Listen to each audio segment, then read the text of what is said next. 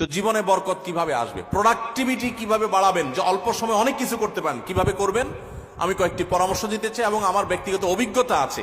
আর এই পরামর্শগুলো হাদিসের আলোকে কয়েকটি কাজ করতে পারেন আপনার প্রোডাক্টিভিটি বাড়ানোর জন্য। আলহামদুলিল্লাহ, আমি আমার বাসায় আমার ফ্যামিলির সদস্যদের এটার উপরে উদ্বুদ্ধ করেছি, তারা আমল করে। আপনি কিছুদিন এটা করে দেখেন, দেখবেন আপনার জীবনে কি পরিমাণ বরকত এসেছে।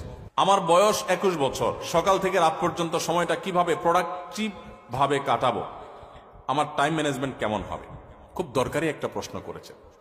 প্রোডাক্টিভিটি আমাদের জীবনে বরকত, এটা অনেক গুরুত্বপূর্ণ একটা ব্যাপার। ইসলামের ইতিহাসে স্বর্ণযুগের অনেক সোনালী মানবরা আছেন, তাদের মাত্র 30, 35, 40 বছরের জীবনে হাজার হাজার পৃষ্ঠার বই রচনা করেছেন, গবেষণামূলক বই। আজকালকার মতো কপি পেস্ট মার্কা বই না, যে গুগল থেকে নকল করে কপি পেস্ট করে বই লিখে ফেলছে, জি না।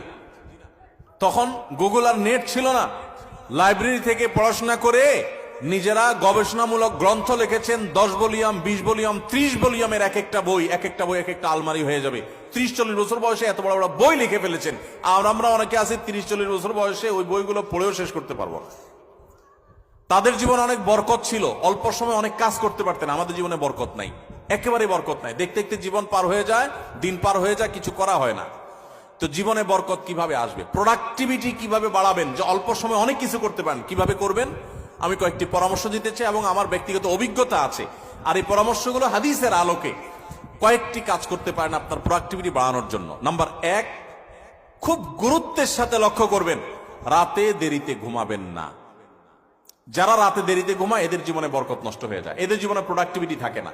দেখুন, পৃথিবীতে যে সমস্ত দেশগুলো উন্নত হয়েছে, আপনি আমেরিকা বলেন, জাপান বলেন, কোরিয়া বলেন, আপনি ইউরোপ বলেন, পৃথিবীর যে সমস্ত অঞ্চলের যে সমস্ত দেশগুলো উন্নত হয়েছে, তাদের দেখবেন সবার একটা কমন লাইফস্টাইল হলো তারা রাতে তাড়াতাড়ি ঘুমায় পড়ে। সমস্ত উন্নত দেশের সব মানুষদের মধ্যে কালচার আছে। সারা পৃথিবীতে যে দেশগুলো উন্নত হয়েছে তারা সবাই দেখবেন সন্ধ্যার পর পর শুয়ে পড়ে। আর আমাদের বাঙালির রাত শুরুই হলো 10টার পর।